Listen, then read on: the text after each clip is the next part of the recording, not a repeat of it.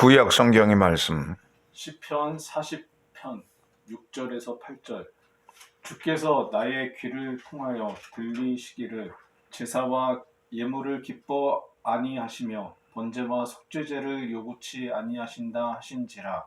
그때에 내가 말하기를 내가 왔나이다. 나를 가리켜 기록한 것이 두루마리 책에 있나이다. 나의 하나님이여, 내가 주의 뜻 행하기를 즐기오니 주의 법이 나의 심중에 있나이다 하였나이다. 이것은 주님의 말씀입니다. 하나님 감사합니다. 아멘. 신약 성경 복음서의 말씀. 누가복음 3장 21절에서 22절. 백성이 다 세례를 받을새 예수도 세례를 받으시고 기도하실 때에 하늘이 열리고 성령이 형체로 비둘기같이 그의 위에 강림하시더니 하늘로서 소리가 나기를 너는 내 사랑하는 아들이라 내가 너를 기뻐하노라 하시니라. 이것은 주님의 말씀입니다. 하나님 감사합니다. 아멘.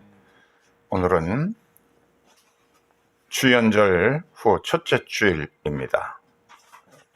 그래서 예수님이 세례받는 것을 기념하는 주일입니다. 세례 받으신 예수님이라는 제목을 가지고서 말씀을 드리려 합니다.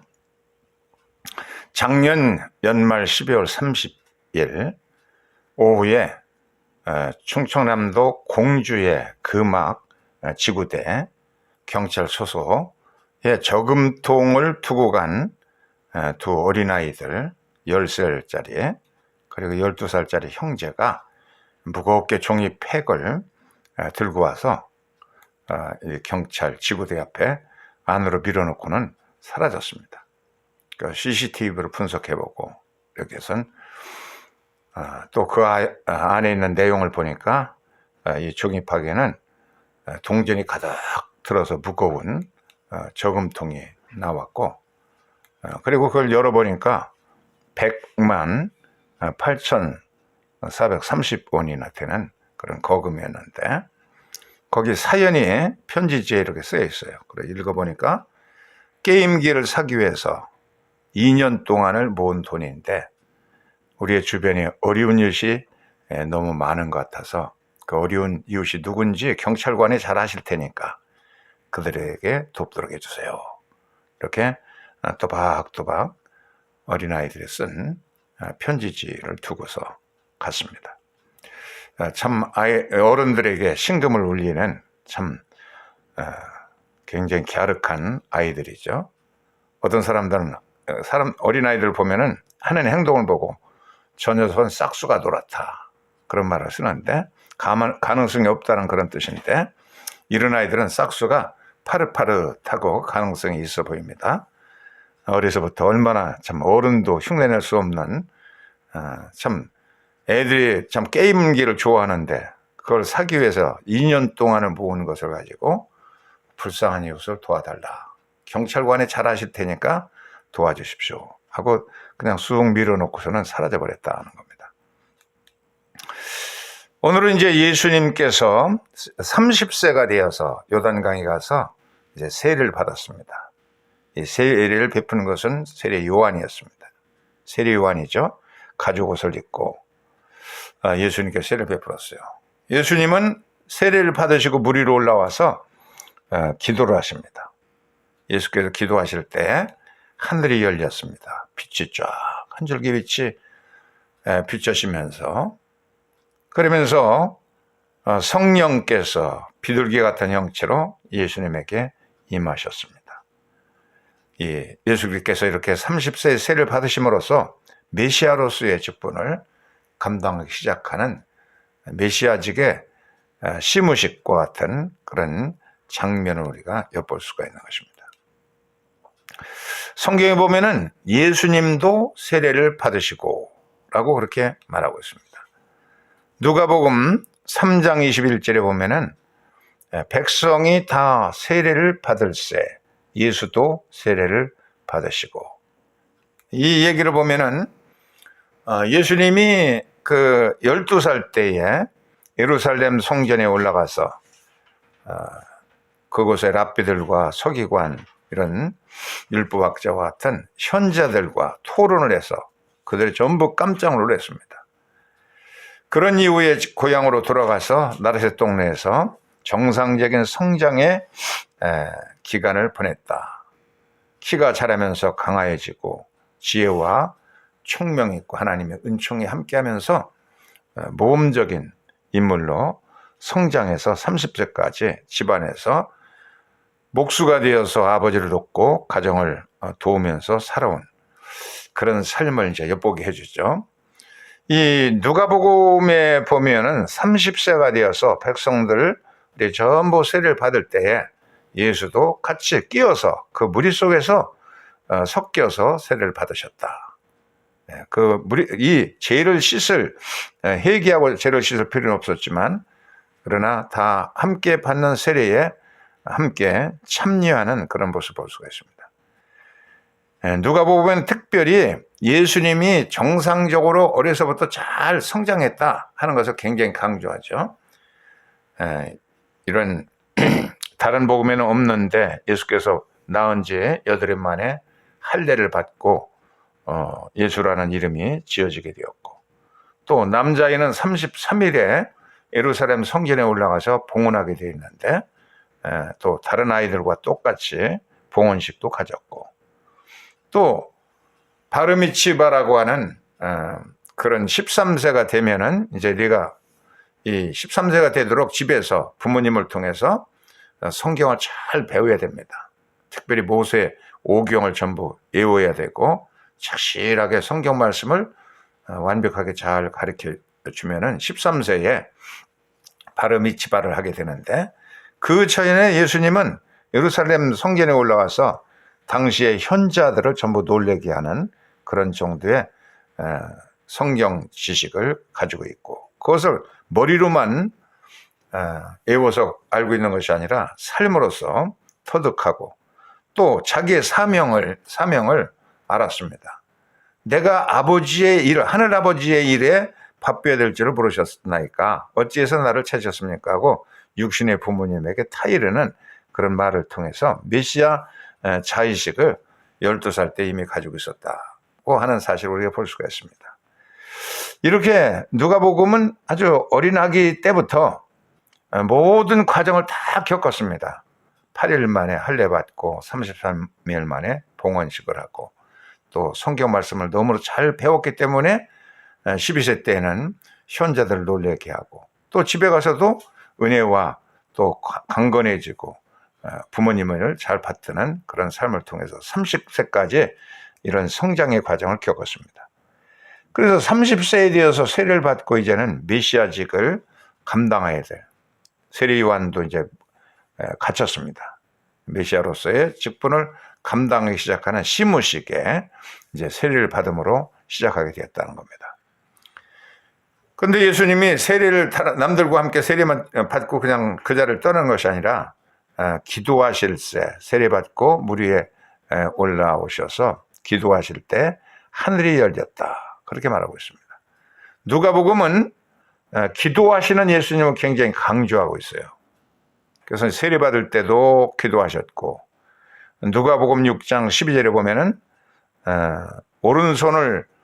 오른손이 마른 그런 사람을 치료하였습니다. 그때에 서기관과 바리새인들 이런 사람들이 그냥 분노를 하면서 예수님을 참 싫어했을 때, 이때도 예수께서는 기도하시려고 산으로 가셔서 밤을 지새우면서 하나님께 기도하셨다 하고 말하고 있습니다. 그 다음에 누가복음 9장 18절에 보면 오병이어의 기적을 베푼 이후에도 사람들이 붙잡아다 왕으로 세우려고 하는데 예수님은 따로 기도하러 산에 올라가서 저물 때까지 그렇게 기도하셨다고 합니다. 누가복음 9장 29절에 보면은 변화산에 올라가서도 다른 복음서에는 크게 나오지 않는데 기도하실 때에 용모가 변화되어서 그의 옷이 휘어져 광채가 났다고 합니다. 이렇게 기도하는 것을 굉장히 강조하고, 그리고 누가복음 22장 43절로 44절에 보면은 겟세마네 동산에서 지상에서 최후의 밤을 기도하셨는데 무릎 꿇고 기도하여서 사자가 하늘로부터 예수께 나타나 힘을 돕더라 그랬습니다. 하늘의 천사들이 와서 기도하는 예수님에게 힘을 북돋워 줬고 예수께서 힘쓰고 애써 더욱더 간절히 기도하시니 땀이 땅에 떨어지는 핏방울같이 되더라.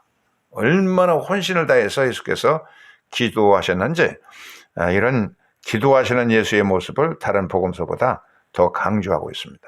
그래서 누가복음에는 예수님은 그냥 30세에 갑작스러워서 나타나가지고 복음을 전하는 것이 아니고 어려서부터 이렇게 다 아이들이 겪는 성장 과정을 다 겪으시고 이렇게 정상적인 성장 과정을 통해서 하셨고 또 하나님의 아들로서 무슨 권세를 가지고서 병을 탁탁 고치고 그런 거 아니라 밤을 지새워서 기도하시고 혼신을 다해서 하늘의 천사가 나와서 돕도록 땀방울 흐르면서 그것이 핏방울로 변화해서 땅에 떨어지는 것과 같이 간절하게 혼신을 다해서 기도하시는 예수님을 그런 모습을 이제 누가복음은 강조하고 있는 겁니다. 그런 때에 성령이 비둘기같이 임하셨다고. 비둘기는 온유함과 평화를 상징하죠. 성령이 비둘기 같은 모습으로 임재하셨습니다. 누가복음 3장 22절에 보면은 성령이 비둘기 같은 형체로 그의 위에 강림하시더니 이렇게 말씀하고 있습니다. 구약에 보면 하나님이 나타날 때 하나님의 현현, 하나님께서 지상에 나타나실 때 장면들 출애굽기 24장 10절로 여러 귀절이 나오는데 뭐 천둥이 치고 번개가 번쩍거리고 그런 가운데 주의 음성이 들렸다 그렇게 말하는데 예수께서 세례 받으실 때는 비둘기 같은 모습으로 이렇게 온유와 평화를 상징하는 모습으로 임하였습니다. 이제 예수께서 천국 복음을 전하는 천국 업무를 착수하는 그런 순간에 성령이 임하여서 모든 것을 잘 감당할 수 있도록 힘을 더해주는 장면을 볼 수가 있습니다. 이런 장면은 구약에 왕들이 세워질 때, 제사장들이 세워질 때, 선지자를 세워질 때 보면은 기름을 부었는데 이렇게 성령의 기름 부음을 통해서 예수님은 이제 천국 복음을 전하기 시작할 수 있게 되는 무장을 다 하게 되었습니다. 이때에 하늘에서부터 또 소리가 나와서 인증을 해줬습니다. 사랑하는 아들이요 내 기뻐하는 자라. 이런 하늘의 음성이 들려졌습니다. 시편에 보면 또 뭐 다른 선지자의 글들에 보면은 메시아를 예언하는 그런 글들이 나오는데 특별히 시편 40편 6절로 8절을 히브리서 기자는 히브리서 10장 4절로 9절에 메시아 예수 그리스도의 예언으로 그렇게 장황하게 길게 해석을 하고 있습니다. 시편 40편 6절로 8절에 보면은 주께서 나의 길을 통하여 들리시기를 제사와 예물을 기뻐 아니하시며 번제와 속죄제를 요구하지 아니하신다 하신지라 이렇게 말했어요. 주님께서 친히 귀에다 대고 이렇게 소금거리면서 말씀하시기를 하나님이 기뻐하시는 것은 무슨 화려한 소를 가지고 오는 제사들, 수천 만만의 그런 소와 양들의 기름들, 이런 예물들, 황금을 드리는 예물들, 이런 것을 주님께서 기뻐하지 아니하시고 또 어떤 번제, 화목제, 속건제, 속죄제, 그런 자원제 이런 제사도 요구치 아니하시고 주님은 이런 거 이제 뭐 이런 거 싫어하신다는 겁니다. 그때에 내가 이르기를 내가 왔나이다 나를 가르쳐 기록한 것이 두루마리 책에 있나이다. 나의 하나님이여 내가 주의 뜻 행하기를 즐거워하오니 주의 법이 나의 심중에 있나이다 하고 이제 응답하는 이 장면이 바로 메시아 예언에 해당하는 것이라고 신약 성경 히브리서에 자세히 풀이해주고 있어요. 해석하고 있습니다. 주님은 우리의 하늘 아버지께서는 이런 번제나 화목제나 어떤 속죄제, 속건제, 감사제 이런 거 원하지도 않고 뭐 황소를 많이 가져오고 황금의 예물을 드리고 이런 것도 기뻐하지 아니하시고 오직 무엇을 기뻐하느냐, 그때에 메시아께서 하시는 말씀에 내가 왔습니다. 나를 기록한 것이 두루마리 책에 있으니 이 구약 성경에 기록된 모든 예언의 말씀을 내가 행하러 왔나이다 하고 이제 응답했다는 겁니다. 예수님은 성경에 기록된 여러 가지 계명들, 유대인들은 613가지 계명이라고 그러는데 그것 이상으로 본질적으로 그 계명만 지킨 것이 아니라 그 계명의 본뜻을 다 실행하시는 그런 본뜻을 이해하고 그것을 삶으로 실천하시는 실천력을 가지시는 분이기 때문에 내가 왔나이다, 내가 두루마리책에 기록된 것을 지키러 왔나이다, 그렇게 말했다는 겁니다. 우리들도 이렇게 우리 크리스천들도 세례를 받아서 크리스천이 되는 것인데 세례는 믿는 자가 받는 것이지 무조건 그냥 누구나 다 받을 수 있는 것은 아닙니다. 예수님을 구주로 영접하고 회개하는 사람들, 이런 사람들이 세례를 받아서 이제 예수 그리스도에게 속한 크리스찬이 되는 의식이 바로 세례이기 때문에 세례를 어떤 사람은 한 번 받았는데 내가 세례 받은지도 모르겠고 그러니까 또 받아야 되겠다 해서 또 세례를 받고 그러는 사람이 있는데 그런 것이 아니고 세례는 일생 한 번 받는 겁니다. 한 번 받고 부족하다 그러면 성령의 충만함을 받으려고 애를 써야지 또 받고 또 받고 그렇게 할 필요가 없어요. 이 세례는 그리스도에게 속했다는 표시입니다. 우리가 부족하다 그러면 성령의 세례를 받아서 더 뜨거운 변화된 삶을 사는 것이 필요한 것입니다. 이 사람은 이제 누구냐면 톨스토이죠. 톨스토이는 56세 때에 노자의 도덕경을 읽었습니다. 그래서 도덕경의 8장에 보면은 물의 교훈이 나오는데 1884년 3월 일기장에다가 자세하게 도덕경 8장, 이 8장의 내용을 잘 기록해 놓고 평생 물과 같이 그렇게 살리라. 도덕경의 가르침을 삶으로 실천하면서 큰 영토의 영주였지만 다 버리고 시골로 돌아가서 농사를 말년에 이제 농사 짓는 농부로서 그렇게 살아가면서 산상수훈의 말씀을 실천하는 것으로 넉넉하다 하는 그런 주장을 편 사람인데 이 사람은 이렇게 물의 복음을 좋아했습니다. 물은 생명을 주는 물입니다. 물을 마셔야 사람이 살 수가 있죠. 식물도 자랄 수 있고 낮은 데로 이 물은 흘러가게 됐어요. 사람들은 자꾸 높아지려고 하는데 예수님의 가르침대로 물은 낮은 데로 향하고 있고 또 어떤 상황에서도 잘 적응을 하고 그리고 더러운 것을 깨끗하게 씻어주고 또 만물을 자라가게 하는 힘을 가지고 있고 심판도 때로는 하는 역할을 합니다. 그래서 물처럼 살아가는 것이 최고의 멋진 삶이고 행복한 삶이다. 상선약수라는 그런 말을 했습니다. 물과 같이 살아가는 것이 최고의 행복한 것이고 좋은 것이다. 톨스토이는 그것을 실천하기 위해서 애썼습니다.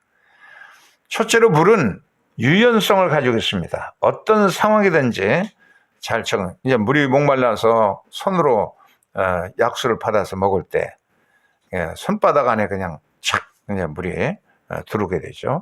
그것을 이런 페트병에 넣으면은 그 모습으로 이제 물이 금방 변화되고 또 이런 통에다가 물을 받으면은 통의 모습으로 변화되는 것이고 이런 큰 통에 받으면 또 그대로 이제 변화됩니다. 어떤 모습이든지 틀에 고집을 하지 않습니다.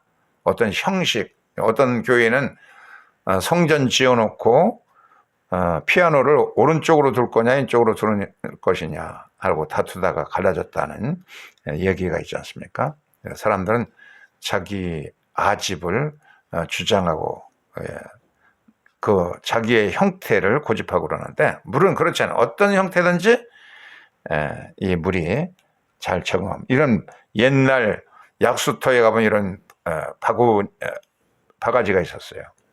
이런 바가지에는 그 바가지대로 들어가고 또 플라스틱 바가지면 플라스틱 바가지에 또 가득 채우고 또 이런 컵이 유리컵은 유리컵 모양으로 바뀌고 어항에 넣으면 어항의 모습대로 바뀌어지고 생명이 있고 변질되지 않으면 그 물이 얼마나 깨끗하게 보존되는가 하는 것이 중요한 것이지 그 형식과 이런 것을 가지고 고집하는 것은 얼마나 어리석은지 우리에게 말해 어떤 상황이든지 잘 적응하고 또 물을 마시면 그냥 물이 뭐 어떻게 그냥 들어갔다 나오는 것이 아니라 우리의 혈관 속에 세포 속에 다 퍼져가지고 생명력이 있도록 하고 또 식물 속에 있는 식물을 또 자라가게 그렇게 합니다.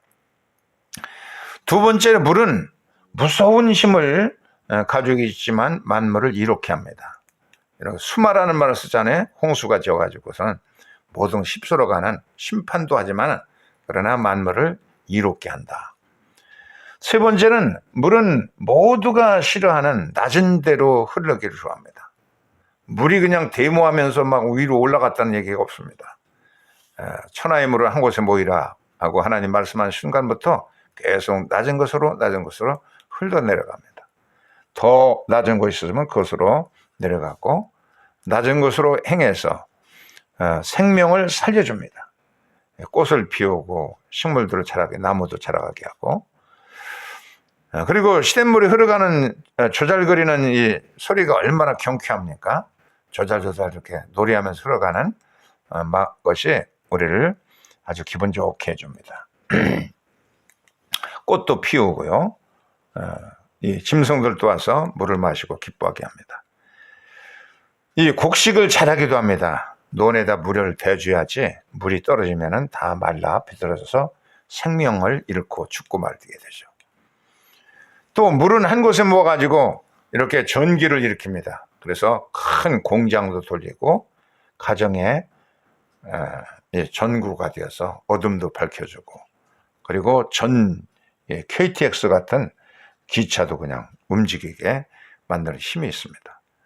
이렇게 더 낮은 곳을 흘러가지고 시냇물은 강물을 이루게 되죠. 많은 물고기들을 자라가게 하고 그리고 마침내는 가장 낮은 바다에서 전부 만나게 됐어요. 이 물들은.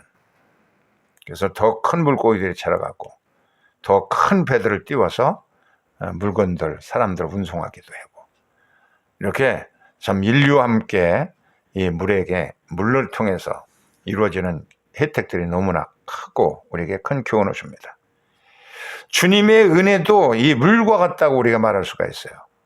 그래서 평생토록 우리가 주님의 은혜를 받아야 자랄 수가 있습니다. 콩나물을 보면 어렸을 때는 집에 이제 운목에 콩나물 시루가 있어요. 콩나물, 콩들을 거기다 이제 넣어놓고 물을 날마다 하루에 몇 차례 주어요. 그럼 이게 그냥 쑥쑥 자랍니다. 그냥 쑥쑥 자라요. 물만 주면 똑같은 물을 또 퍼서주고 또 퍼서주고 그러면 그 물을 받아먹고선 쑥쑥 자라 겨우내 비타민C가 풍부한 콩나물로 자라서 겨우내 아주 신선한 야채를 먹을 수 있도록 우리의 한국 조상들은 그런 지혜를 터득해서 물려주었습니다. 은혜는 마치 물과 같은 겁니다. 계속 설교도 듣고 예배도 듣고 그러면서 우리의 영적인 모습도 이제 자라가는 겁니다.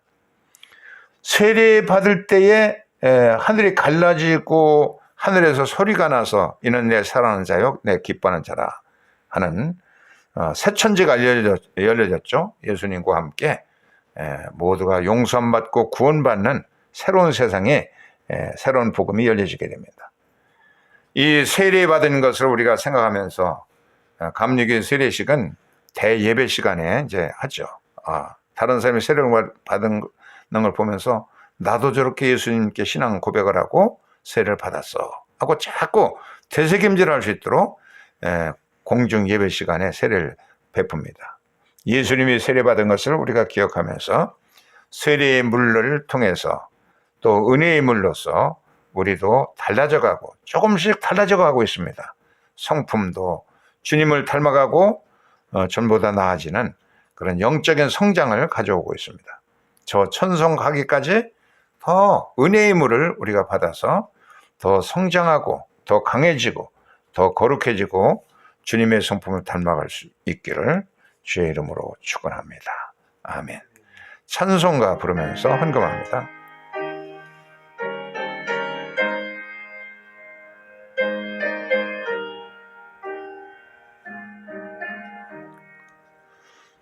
주님의 뜻을 이루소서. 병들어오미 괴로울 때 본능의 손을 내게 펴서